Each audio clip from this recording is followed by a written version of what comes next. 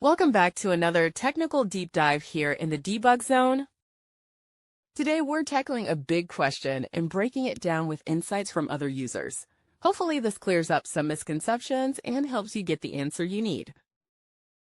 So buckle up, stay a little curious, and let's jump right in.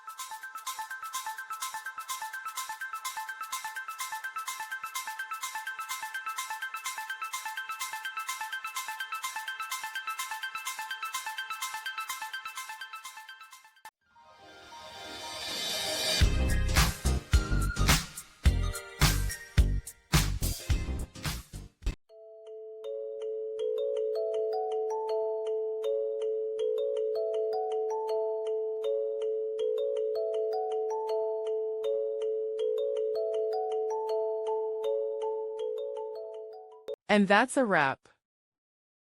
I hope you found the answer you were looking for. If you did, take a second to hit that subscribe button. It really helps out.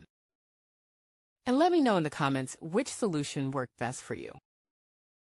See you next time in the debug zone.